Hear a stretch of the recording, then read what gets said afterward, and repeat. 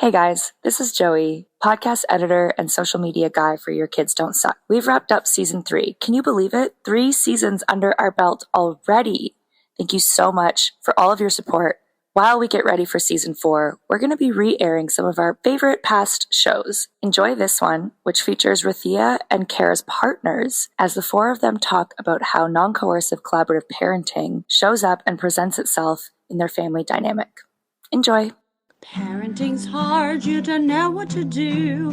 You're blaming your kids, but it's probably you. You love your kids and that you can trust. Just remember your kids don't suck. Welcome to Your Kids Don't Suck, cultivating closeness with your children through non-coercive conscious parenting. We're your hosts, Cara Tedstone and Rythea Lee. Let's dive in and grow together. Okay, so we are back, Rythea and I, with another episode of Your Kids Don't Suck.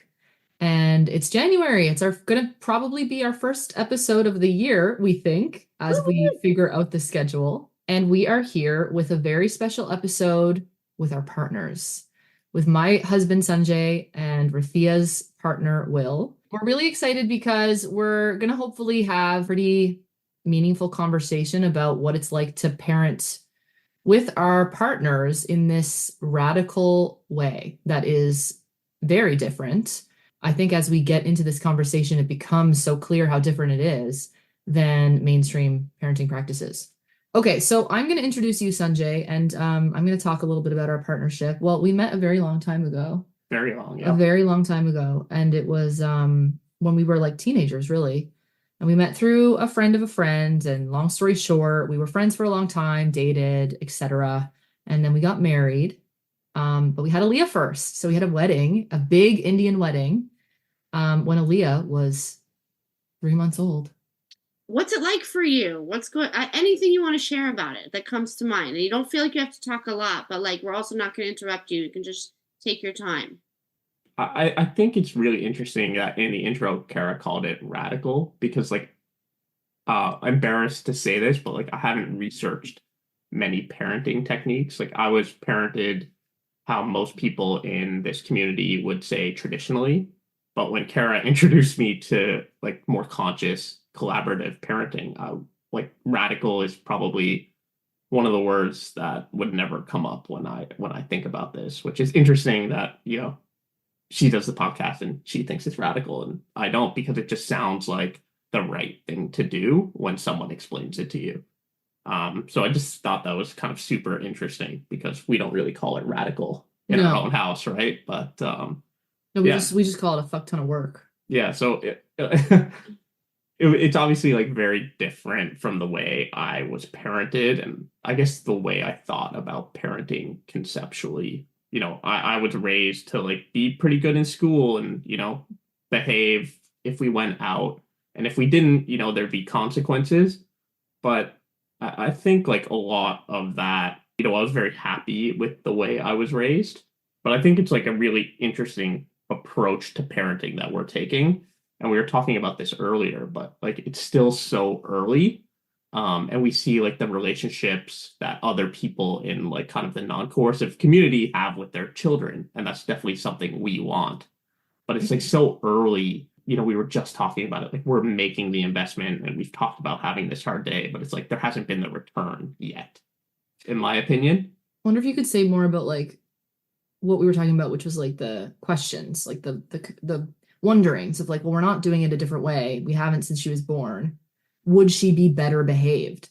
Like, would she act different if we punish her, if we made her not yell or whatever? Like we were talking about this earlier, Yeah, we were kind of like, there could be like some sort of return in the near term to be more disciplinary. I'm not saying it's guaranteed, you don't know, but like, sometimes you see your friends with like a 2 or 3-year-old or 4-year-old and they're very disciplinary and their child behaves very well from a traditional standpoint. But it's like, who knows what relationship they're going to have with them when they're 7, when they're 11, when they're 17. Mm-hmm. Like so many people dread the teenage years. And then I see a lot of people that are practicing kind of non-coercion. They don't have that same experience at all. And that's kind of what it feels like it's all about to me. is kind of making the investment now for that return. And it's like I feel like a lot of the like what I know about this approach, like I've learned from Cara and like from listening to you, Rythea, and Vivek on the podcast. I know I was just kind of like saying there's no return, but like sometimes you can kind of see it. And like we're obviously like very close with her already, but like who knows if that's why. Um, but yeah, it's kind of interesting, like giving her the option to like put on her coat outside, and like a lot of the stuff seems to work. And then we have days like today, which are just awful, and you're like, oh damn, like where is the return today? Which I'm sure everybody struggles with. Well, it's interesting the word work, whether it works, because you're basically saying if she's unhappy, it's not working. Yeah, Because you're triggered by her pain and her feelings. So exactly. if you control a kid, you don't have to deal with your own feelings. You can just make them stop, and then you don't have to feel out of control and helpless. So the working is a kind of obviously a subjective term. Yeah, that's definitely true. It's a poor choice of words upon reflection, but I guess it's just tough to see, what parenting techniques are actually working at this point. Right. To like produce the relationship you want. And I guess that's why like I used work. So in this paradigm, working means being close with your child, right? So it sounds like you're both very close with your child. I don't know what closeness means to you, but from everything I've heard. Yeah, I think we really both get caught up. I mean, I'm doing this like I'll professionally, right? Helping other parents, talking with you, Rythea, every week, like every day, and just really involved like mentally in my head about non-coercion. So I understand that like I'm not trying to shape her, but I think both of us get really like down in the dumps. Like we get very like, oh my God, when we just want it to be fun and easy and like enjoy our parenting experience, because like that's all I think we've ever wanted. That's all I'm sure majority of parents really what they want is to enjoy their kid and have more like cooperation, I guess, in their home, just like easiness. And we don't have that a lot of the time. So then I think we get caught up in behavior. The conversation shift to that, like, how can we fix it? How can we fix it? How can we fix it? We want to make it better. We want to make it better. But a lot of it, like I was saying to you tonight, we're just accepting it. Like her feelings, we're just welcoming them. We're working on welcoming them. Yeah. But I hear what you're saying, like not being able to really see the benefit to that right now is like, fuck, it feels exhausting. Cara, I think you're having a hard day because this is actually not true, what you're saying, because you actually see the benefit a lot. I think you're just having a hard day. Yeah, that's true. Yeah, no, we do see the benefit all the time. Yeah, that's no, completely true. We do. Yeah, that's true. Yeah, and I've been thinking about it more and like. But that's a good point though, because when the days are really hard, that's when we go, fuck, we should just be traditional parents. We could just train her out of all this crying. This is ridiculous. But like I actually think like given her personality and like her sensitivity, just the way she is, like traditional parenting would be like very limiting for her. And it would be like I think it would produce like a dreadful response. It would be traumatic for her. Yeah. It would absolutely be, it would traumatize her. There's no two ways about it. I mean, that's why I say, like in my head, I think I'm gonna put you in a room. That would be traumatizing for her. Yes. Other children may shut down or they may respond in a different way. They may play. Who knows? I really like it wouldn't surprise me. But Aaliyah, you would not be able to do that to her. That she would receive that as an absolute withdrawal of love. She would feel that immediately. Most children would. They're shut down to it doesn't mean they're not experiencing it that way. They're just used to some level of it. And that's why parents who do that regularly, they say my kid like never had a problem with that.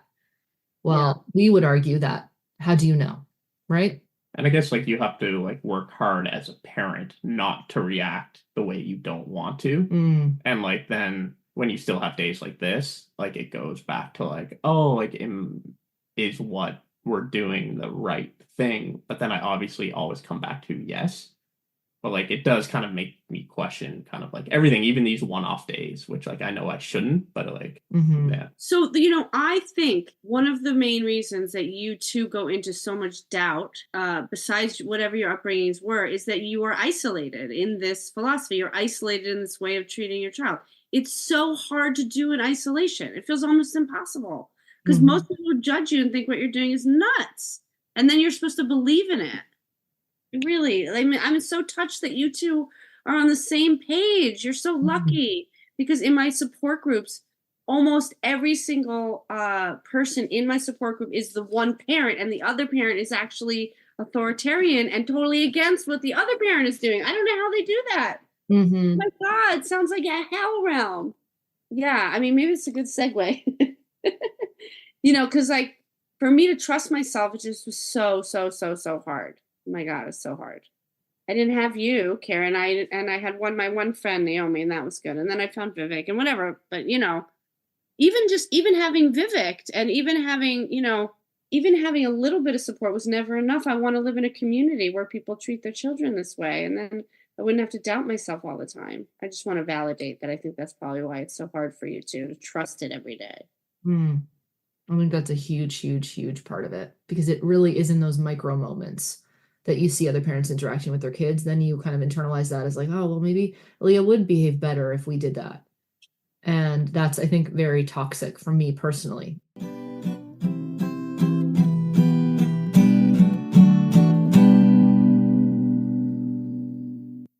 I'm introducing Will, my partner, Will. And I wanted to get the chance to say that, like, this is my best friend in the whole wide world, who is really, really my co-parent. I mean, my daughter has her dad also, but like in the way that we're parenting, Will and I are really on the same page, and it's just the sweetest thing. And when I forget, he reminds me what we're doing, and vice versa. And I just couldn't do it alone. And I know some people are trying to, but I couldn't. And yeah, it's so amazing we just talk about Tori all the time, and we're just so into her well-being and her growth, and now she's homeschooling a bit, so we're into that, and she's blossoming, and it's so incredible to share that with you, Will. So I'm really excited to hear Will just talk about a little bit about this journey, and I'm open to whatever you want to share about it. Well, I'll start by saying I'm kind of a private person. So even though I'm a writer and I write about myself in a metaphorical way, I'm really nervous to talk in this way.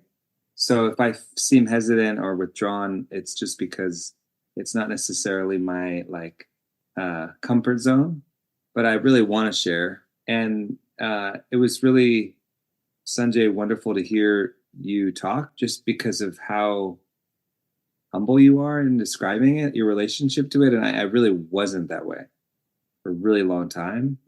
I felt like I didn't sort of actively disagree, but I sort of passive aggressively disagreed for a long time. It took me a long time to really believe in our approach. So I was doing it, but I wasn't necessarily, I was doing it more because I wasn't going to not do it, but I didn't necessarily believe in it fully for years. You kind of had to do it because I was like, this is what we're doing. Right. No, and I wasn't going to not do it, but right. I definitely took me a lot of years to sort of believe in it and understand it. And now we're in a very different place because, we're sort of at a place where Tori's really blossoming. So it's self-evident, but it definitely wasn't self-evident for 7 years or more, around that much. And so it just felt to me like the biggest risk in the world to go into an uncharted way of parenting with the belief that it would work, when work meaning create a person who has an identity of themselves and build a relationship with the world that is one based on who she is and not who she's told to be. It just felt like what a huge risk.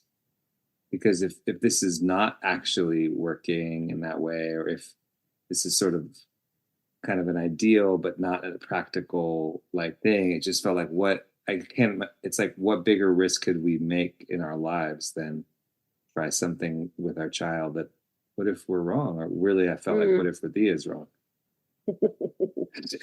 So, and then there was a lot of sexism in there. Presuming to know better than her mother. And I think there's something about non-coercion, which is particularly challenging to patriarchy, in the sense of patriarchy's control over people. And that, I think, felt on some unconscious way really threatening. And I think that made it harder to embrace. So it's been really hard.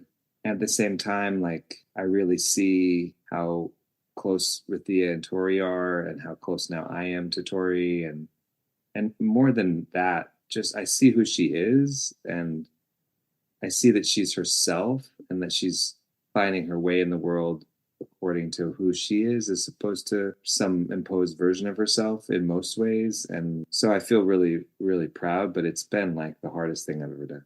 What can you say? What's been hard about it? I mean, some of it was more about unschooling than it is about non-coercive parenting, but they're really wedded together.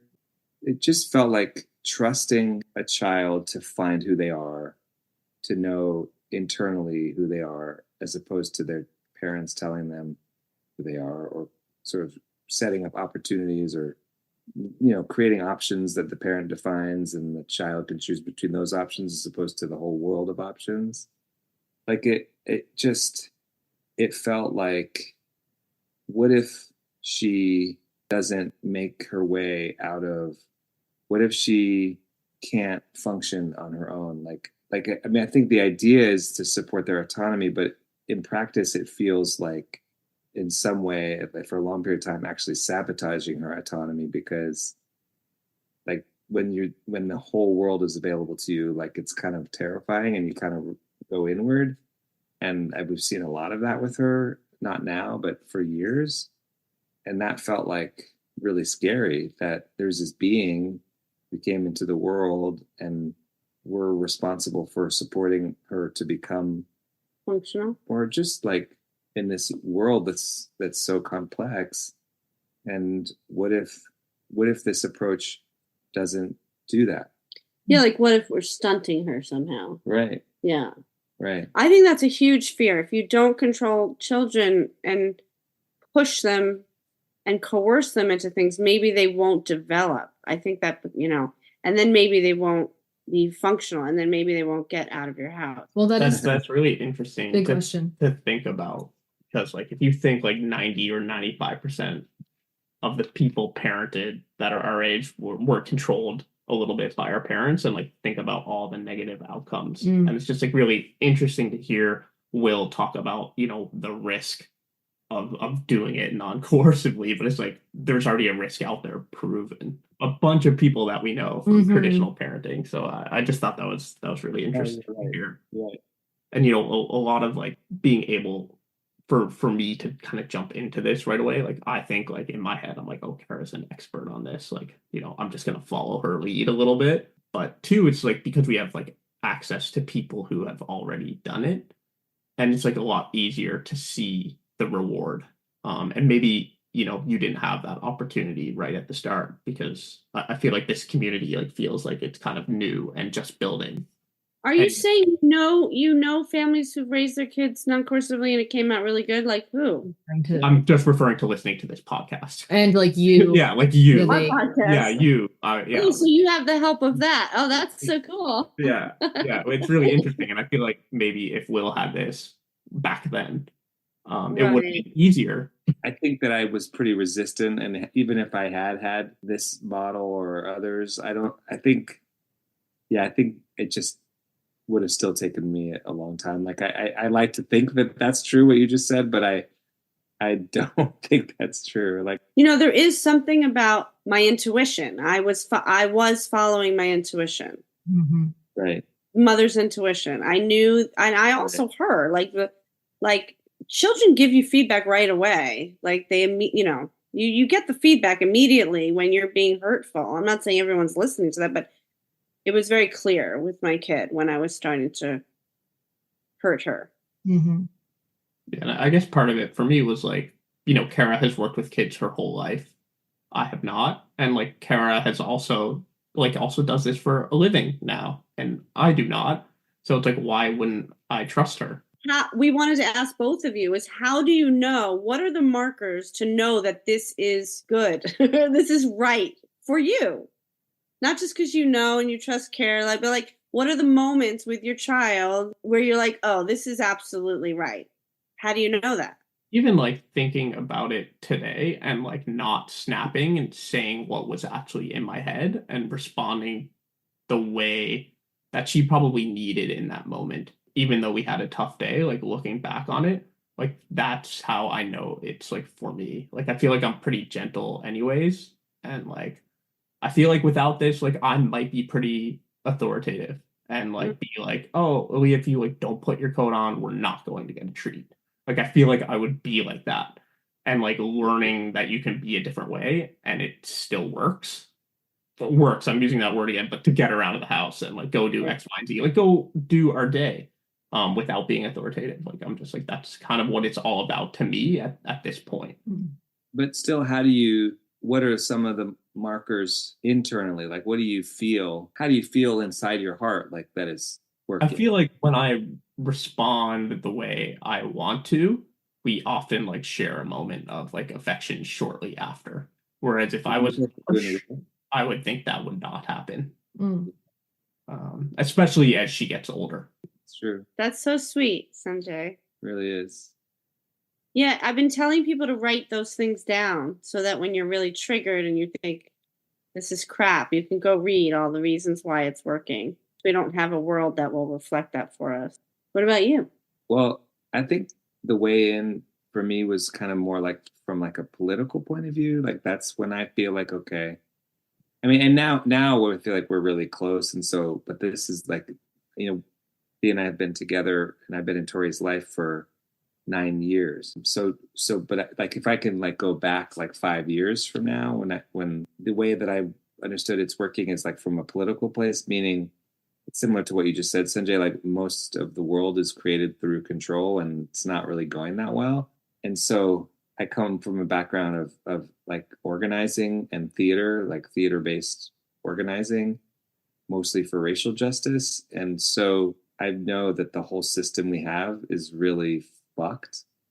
When I started to see that like me controlling my child is an extension of this whole system, and I know how destructive it is, then I started like, well, how can I talk about sort of these big systems and changing them if I'm in my very own little house with the person who's closest to me replicating them? Like that doesn't make any sense.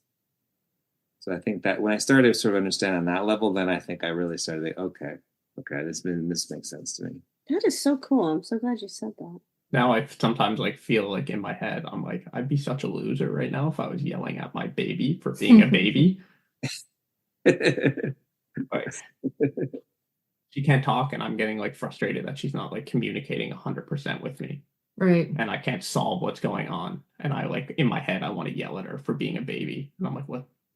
I saw it today actually, which is funny because going back to like Will's comment of like, he was a bit harsh last night. Like I think in my head, like I saw like 30 things more harsh today at the park for 30 minutes, like one per minute more harsh. Definitely, than what Will made, last night sound like. No, I appreciate that reflection, but it's good. It's good because it is true. It's like the standard. It's like what you said, Cara, like standard you hold yourself to is so high. It's like essentially impossible to meet. And so you just like, well, so then I'm failing all the time if that's my standard, but it is still high. But Sanjay, something you said earlier,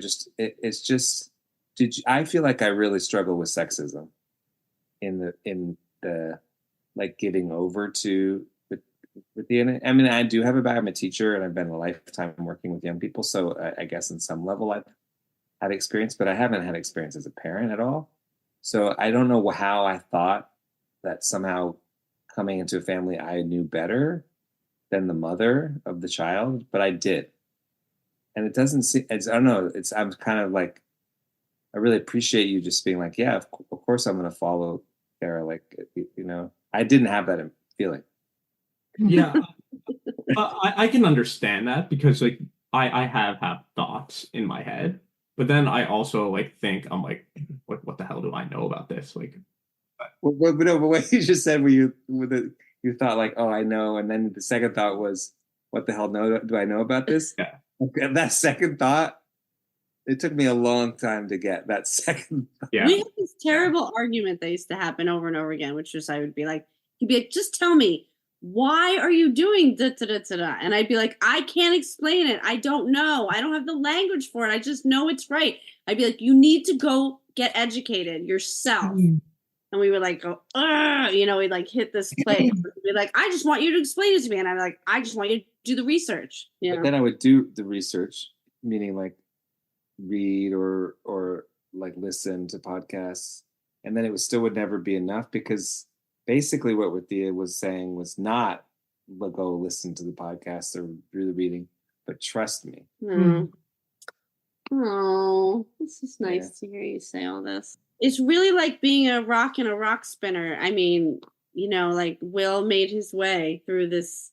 Yeah. And I think a lot of it, just to say that you and Tori are so close, and I think you know about love. I do, and I think that's, I don't even know how to take that in, because it's like I can't even take it in anyway. Yeah, I'll come back to that. I'm just gonna take that in. Yeah, I think the love between Will and Tori is really, and the joy, and they laugh together, and they just, oh my God, and when they get in a groove, and I think that's what has led you. Right, that's true. Those loving places.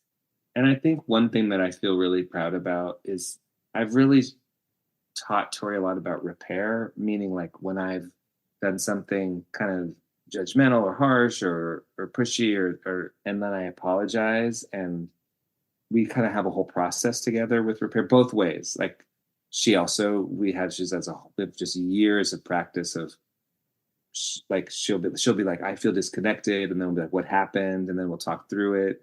And we've been doing that for years. It's been really powerful because like I'm gender fluid, but I'm socialized as a man, and I'm like by most people's idea, like a man. And I just know like how few men there are in the world that do that with women and with girls.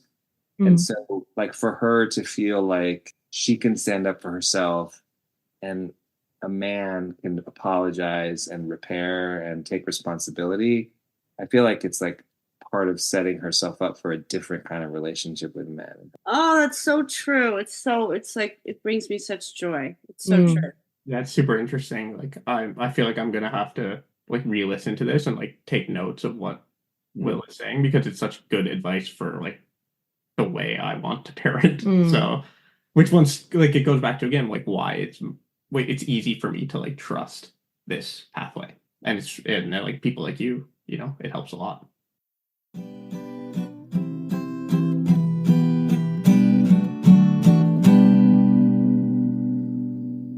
Thea, like I know that you had Vivek and like his podcast and that the ideas, but still like you had yourself ultimately and your intuition. So I'm just wondering like, and I know your history, of course, but like still even deeper than that, like how did you have such a clear knowing inside yourself that could lead you to like do something which nobody else was doing, which most of the world thinks is actually really damaging, which is like more work than any other kind of parenting? How did you just hold on to that one without any reinforcement externally?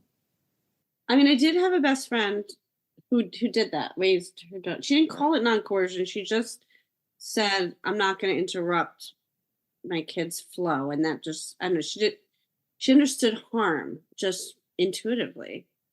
So I had an example of that. My friend of like 30 years, I think when I found Vivek's work, it's like he was giving words to something that I knew, but I didn't have any language for.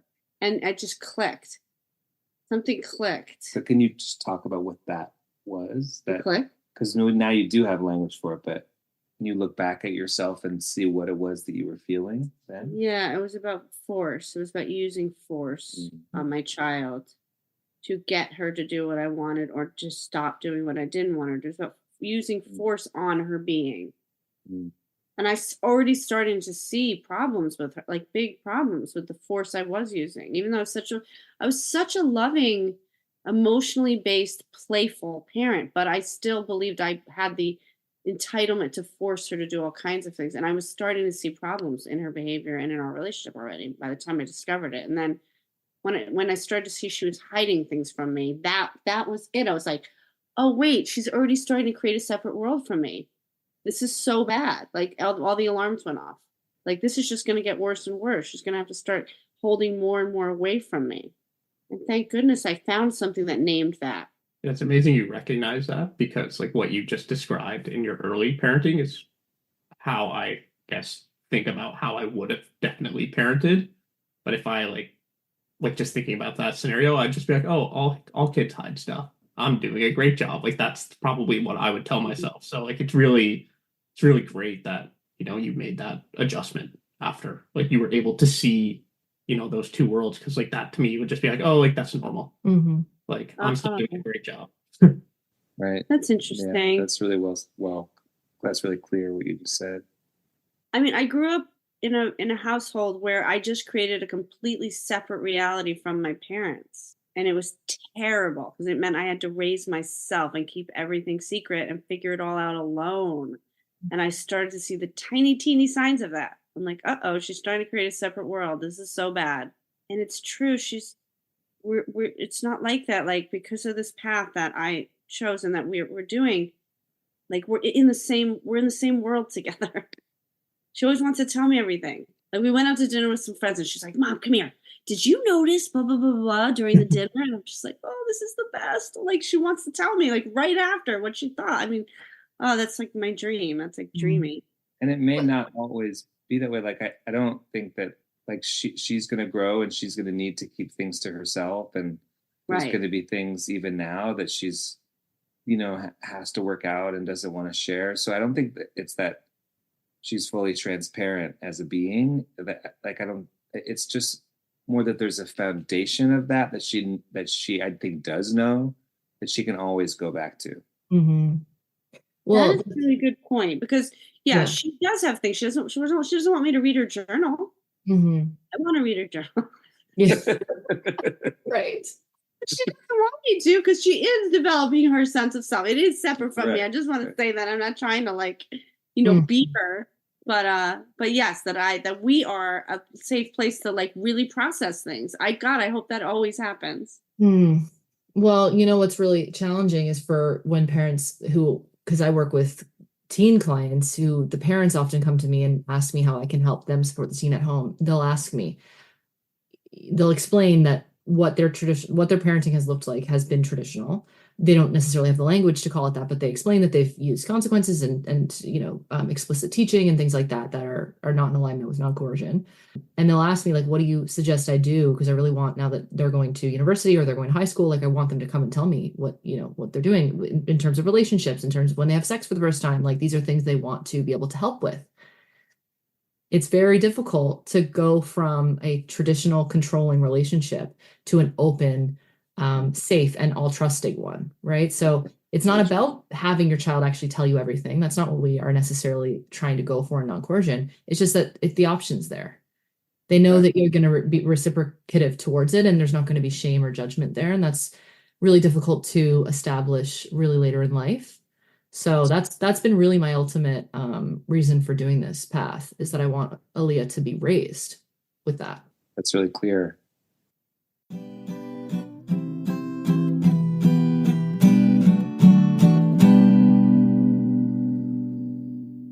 Sanjay, I kind of want to hear a little bit about like how what you're doing is so different from your upbringing. Because it was interesting. You said you kind of like how you were raised.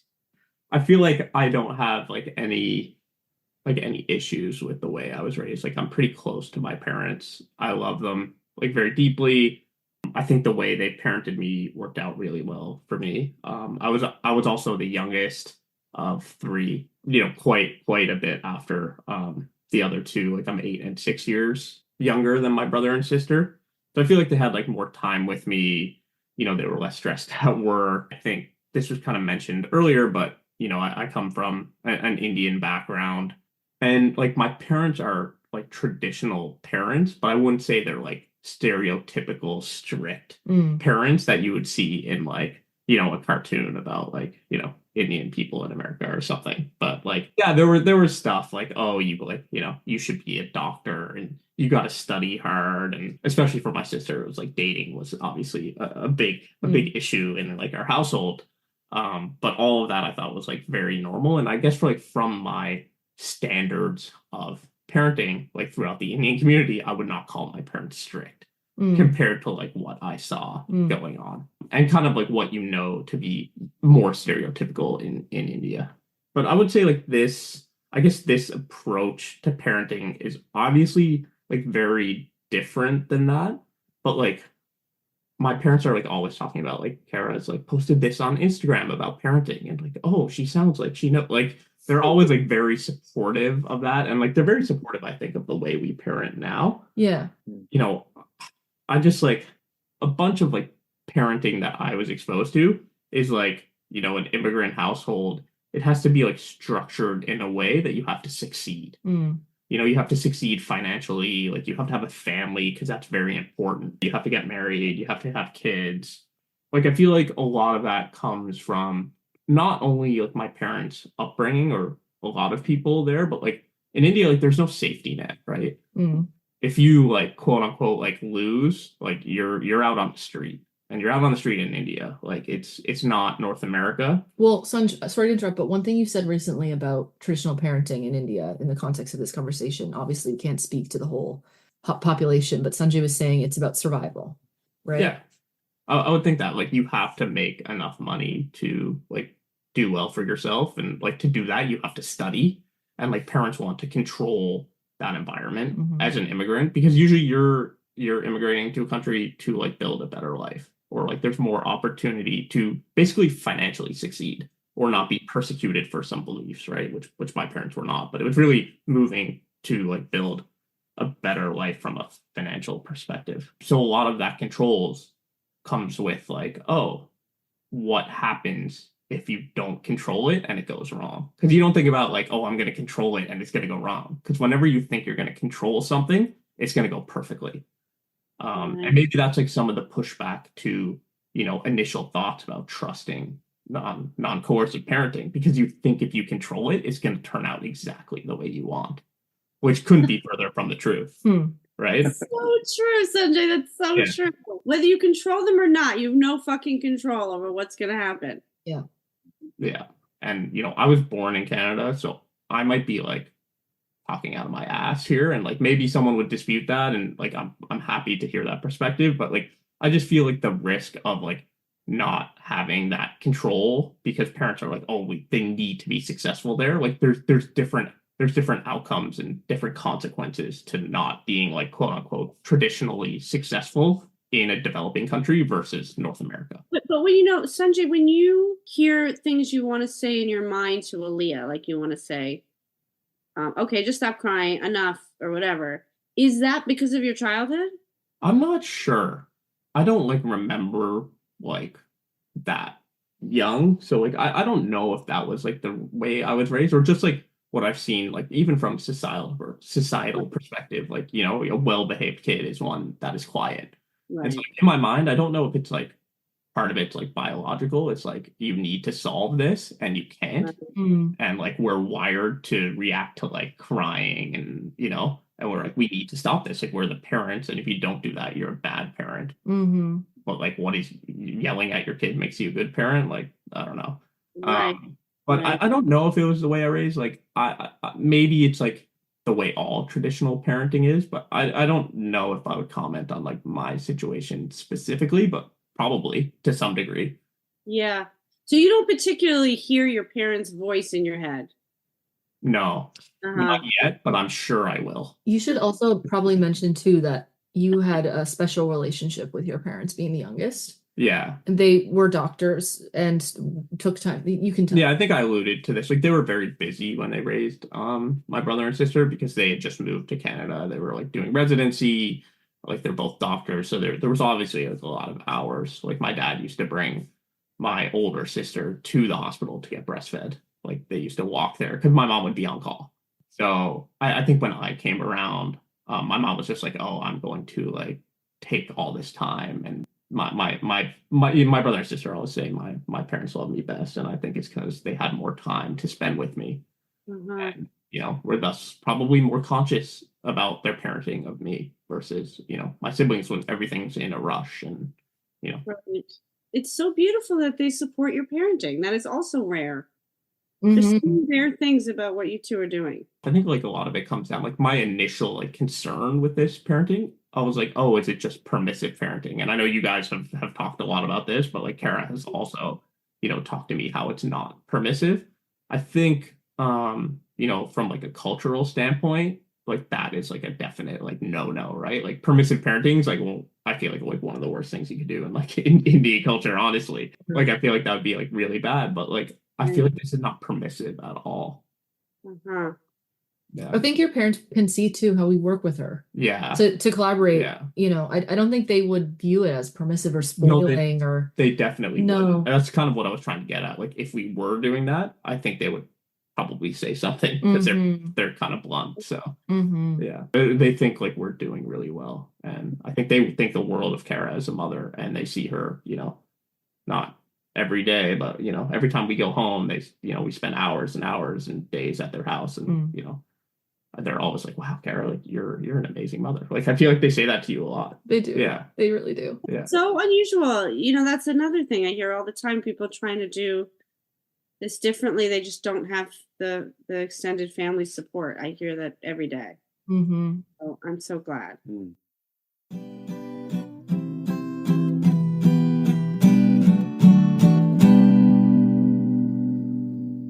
want to go back to something that you were saying, and it's kind of braided through a few different things that you said, Sanjay, but related to time and money and class. And this is something that it's more like a wondering and not like a opinion, but it feels like non-coercive parenting, it just takes a lot of time. Like a time to build a relationship, time to allow room for just like exploration. And I think that some of that, like we have more time because of privilege. And like specifically, Rythea is self-employed and is able to work not as many hours as even many self-employed people do. I mean, I work as a teacher and work as a theater maker, so I have a little bit more of a lot more of a structured schedule. But we also have her half of the time, you know, because she's with her dad half the time, and sort of all that adds up to just like more space and more time with her. And some of that's by choice, because I mean, Rythea chose that life because of partly this reason. But I guess I get a little nervous around talking about non-coercive parenting, just because, and this is, I know so many parents who are having to work 2 jobs or who are not making enough money to, like, there's just so much financial pressure on so many families. And then I just don't, and then I don't want to give parents who just don't have enough time the impression that they can't do it, that this do this well requires you to be in a world that you're not, and therefore just adding to the shame of being poor, especially. But I don't know, like, I don't know. I'm just wondering like how that all fits in. Yeah, I think you make like really good points, and we've talked a lot about that. And it's like, yeah, imagine you had like 2 or 3 jobs and like you need to get out the door. Like you should not be shamed for being coercive. Like I don't think we should shame anyone either. And like, you know, even going back to my prior comments, like I'm joking about using the word like loser or like actually thinking about you know, someone like that. Like that's just a joke. But yeah, no, you make a really good point. Like, and I think if you are struggling with being non-coercive all the time because of a financial situation or because you work multiple jobs or like whatever that is, like, you know, even making like 1 or 2 non-coercive like decisions or, you know, sharing those like, I guess, reactions to whatever's going on could be helpful in your relationship with your kid. Like we're not, you know, it's not all like roses on this side either, you know? And I do think that, so, you know, definitely privilege plays into this. Like we're on a podcast, like talking about parenting. You know, there's people in the world right now with their kids like hiding from bombs, and like you have to be a controlling parent in that scenario. Like what, you know, like there's a lot of situations where you do have to be a controlling parent, or you don't have the flexibility in your own life to do exactly what we're talking about. And I think that's totally okay. Well, I think of it as like the paradigm of oppression to children that so many people don't ever take that apart. Don't look at the fact that children have no power. They don't have the power in the relationship and they are oppressed. I mean, people argue with me all the time. My kid is not oppressed. I literally will say, no, my kid, they have a million choices. they live in the United States or they live in my household where I give them a million choices, they're not oppressed, and I have to like really try to like break it down, and it doesn't always work. But like for me, I think of it as no matter what situation you're in, if you can look at your power and how you use your power with your child, no matter what. And if you have to quote unquote force your children to do things all day long, you should at least make that transparent to yourself. Even if you can't make it transparent to your child, you should at least make it transparent to yourself how you're using your power. And it can be in tiny little ways. That's how I sort of handle that Right. topic. Yeah, that makes sense. Because people agree across the world that we're allowed to control children's bodies. Like we're just allowed. Right. I was in a cafe today, saw a family. One child starts to, and this child is like 2 years old, hitting like a 4-year-old. And the mother comes over and grabs this kid and yanks him off the seat. And totally, the way she was moving his body, I'm like, I am sure she hits him. I could tell by the way she was moving his little body around that she was not going to be treating his body well. It was so painful to watch. And it's like, if you can just start, if any parent can start somewhere, it's just seeing the child as an equal in value. Like just start there. And even if you can't, you still have to make your children do stuff all day long. I think about this shit all the time. It's like I spend all my time thinking about this. Yeah. That's why Kara and I are leaving messages all day long. Have you thought about this? What about this? It's like. Well, it's interesting because you'll pick up on it. He'll go out alone and say, holy shit. And he'll text me, there's a parent screaming at their kid on the subway or whatever, and he'll send me messages. Whereas before, I don't think you would have necessarily even paid attention to that. No, probably not. Well, Sanjay, you said something like there's no shame in coercion, but I have I actively shame parents I don't mean to. I'm also a parent advocate, but I also just don't think it's okay to just enact without self-reflection. That's not okay. And that's what I'm going after in my work. It's like, you have to self-reflect. That is your job. I think that's our take, Rythea, right? Is that we insist parents look at themselves in the mirror. Yeah. That's our podcast. Your kids don't suck. It's you that sucks. Yeah. That makes sense. I think a lot of it, I just walk by and I'm like, oh, that's 90% of people. So why do I care? I guess I know that sounds kind of shitty, but it's just oh, that's just, I guess, the way it is. And if someone told me they stuff their kid in it, we take a lot of time to get Aaliyah into a car seat. Oh boy, if I'm going to my job and I'm gonna get fired if I don't make it on time, my kid doesn't want to leave, I'm stuffing her in the car seat, unfortunately. I'm gonna control you and I'm gonna feel really shitty about it. But at least afterwards, if you can reflect on it and feel a little bit shitty about it, talk to them about why it happened and you feel bad about it, I think that's a helpful step that maybe a lot of people don't take. Mm-hmm. That's a great example. I love that. Those little moments where you have to enact your power over your child's body. And you can say, I have a consciousness about that. Mm-hmm. Yeah. I'm aware of that. Your body, it matters.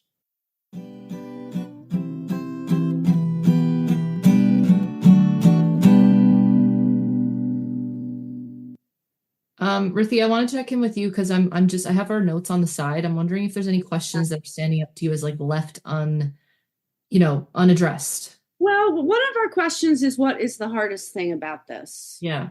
I think that's a good question to end with. I mean, it's not the happy ending, but it's depth. Yeah, it's real. Yeah.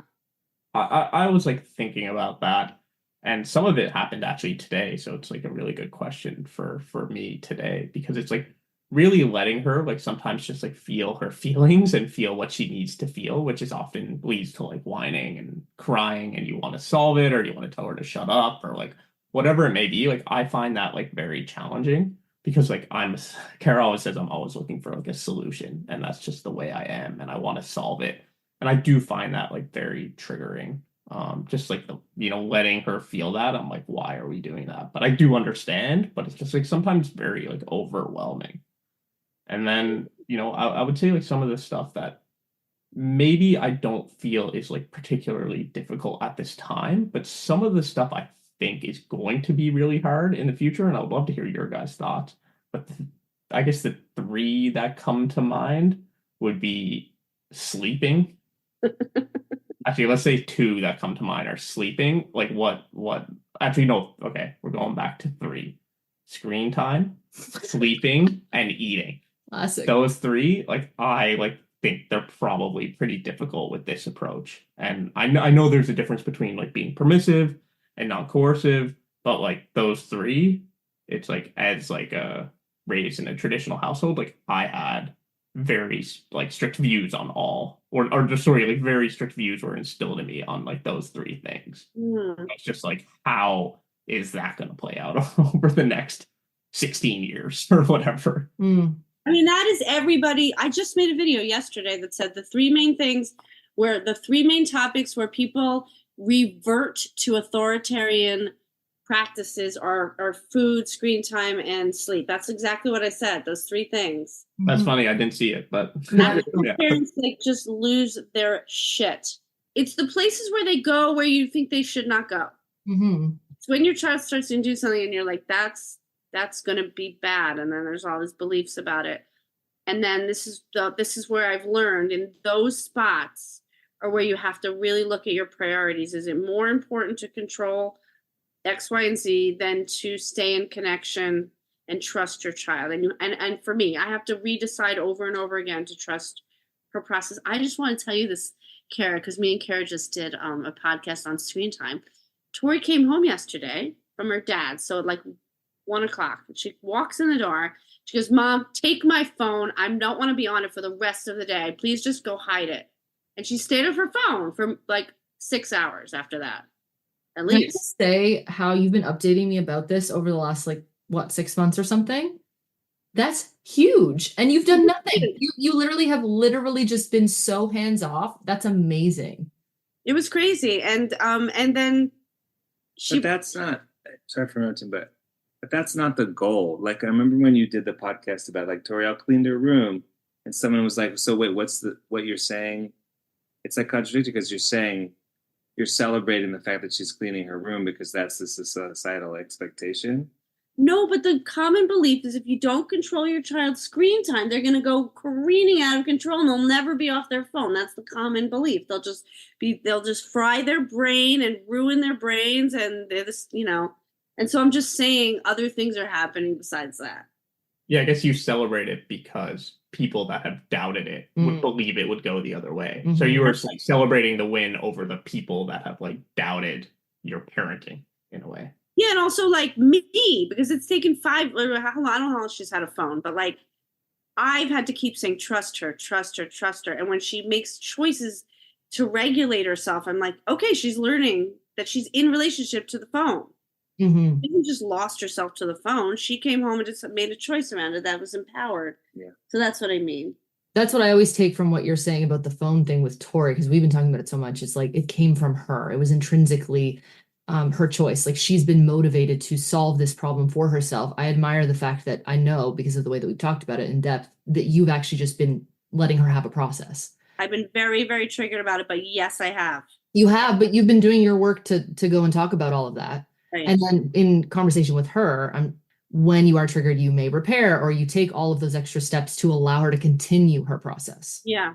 To make the decision in the end, which is right now to give you her phone so that she doesn't have access to it because she's noticing the effects and she doesn't like them. It's not you saying, honey, I'm taking your phone now because I don't like the way it makes you feel. Right. Totally different. It's totally, it's radically different. It is. And she was making observations about not having the phone.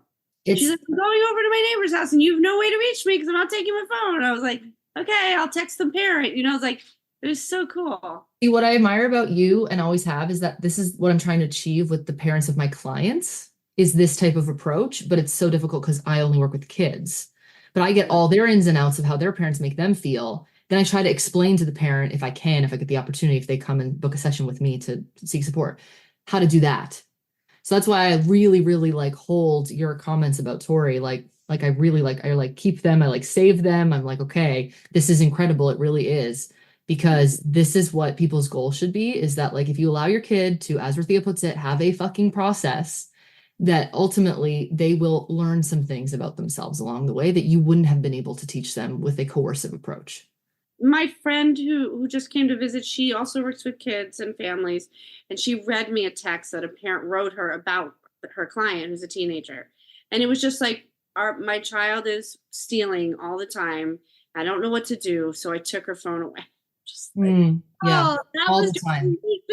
And you think that's going to make your kid be more honest? Like, well, okay, we don't have to get into that. But anyway, that's just one example.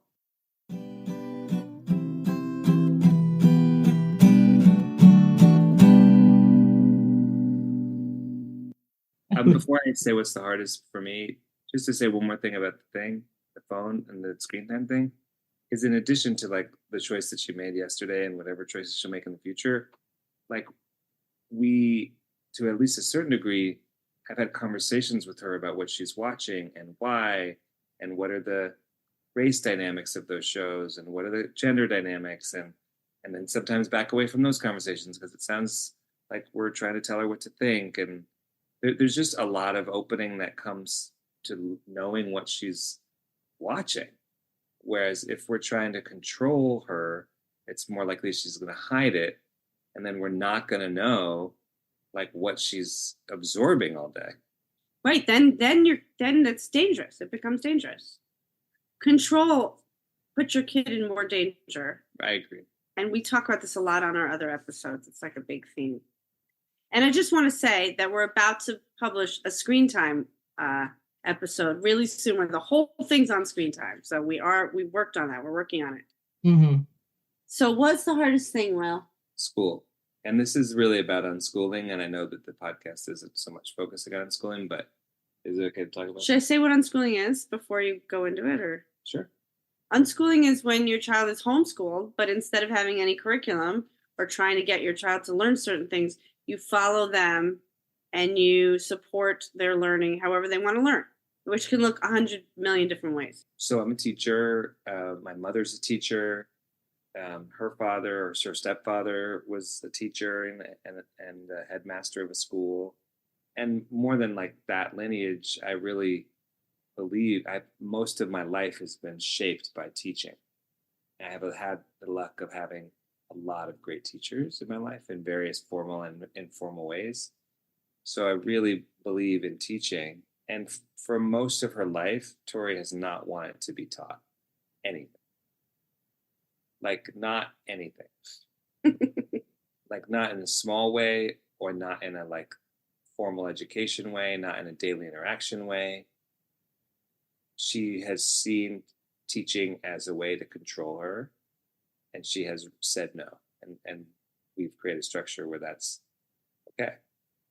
So it's been incredibly hard for me to feel like really one of my greatest gifts is not one that is like part of the equation. And that's not true. Like, there's lots of ways that I teach her indirectly and modeling and guiding her and not controlling her. And I've learned like it's taken me a really long time, but I've learned ways to like plant a seed but not try to control her. And it's like a very, very, very nuanced way to guide. But that has been really hard. And we're in a really new place with it right now. She is now formally learning from Will. She's decided she wants to go to school. So she's at least as of now planning on going to school in 7th grade, which is in the fall of 2024. And so we're doing a lot. So she's internally motivated. And there's things that she hasn't learned because of this system. And so I'm doing history with her. Rythea's doing writing, and a babysitter and her dad are doing math with her. And so now I'm kind of like able to do all the things that I've like dreamed of doing. Like, my vision before I entered into Rythea's life was like, I always want to have a child so that I can read to them or so that I could teach them about writing. And like, she's just been like, nope, not happening. But now she's wants to learn.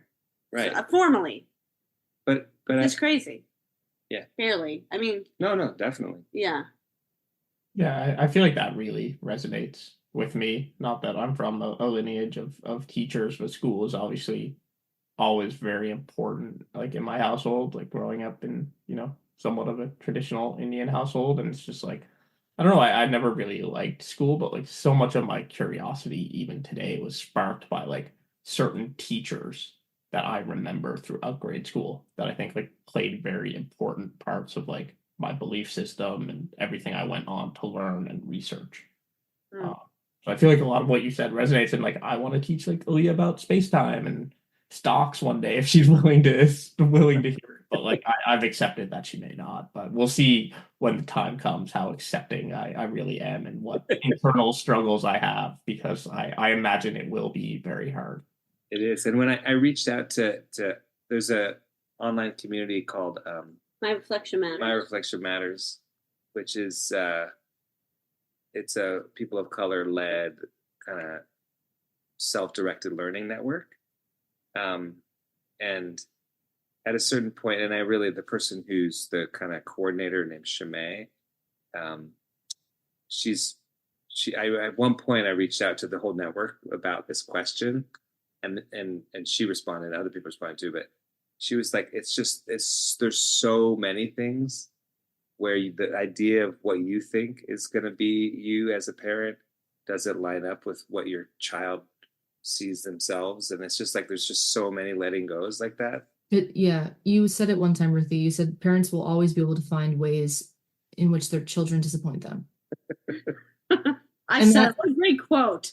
Such a great quote. But it's like that whole thing reminds me of, I'm a piano player. I play piano. I always have. And it's just such a stupid thing. I mean, it's light. It's not deep. But Aaliyah hates it. She fucking so far. I mean, she might like love it, but she might always fucking hate the piano. And that would be honestly, it's not as deep as being from like a long lineage. It's not like I'm a pianist from decades of centuries of pianists, but like that's like kind of hurtful in a way. Like for me to play piano for her, I honestly envisioned like my little toddler sitting there and being like, "Yay!" She hates it, and she might always hate it. And I have to let it go. Well, Tori is like this really amazing dancer, which I take credit for, and she's an amazing singer. And her dad's a dancer too. Yeah, and her dad, right? And she's a natural artist. Well, she's a performer. She's great, but she doesn't want to go to. She's like, I don't want to go to an arts-based school. I'm like, okay, like it's so different than me. But someone said yesterday, well, maybe she gets enough arts at home, and so that's not what she's going after. So that was a cool switch of my perspective. We gotta find those reframes. Like maybe she's gonna have to find her way to the piano first before you put it in her ears. Yeah. No, I definitely think that is true for all of them. She likes playing it. Well, she doesn't like when you. She doesn't like when I play. She's like, get off of this, and forces me away. Yes. But she will get on there and playing and away, and then she'll look at us and be like, and she won't stop clapping until we each clap, and then she will start again. Yeah, she's so cute. I really want to meet her. She sounds like a great pianist. What are you talking about? That's true. Yeah, she doesn't appreciate my piano skills. Well, what does that say about my insecurities, you guys? What do I need my kid to be my little like, do it again, mommy? Like, okay. Oh, God.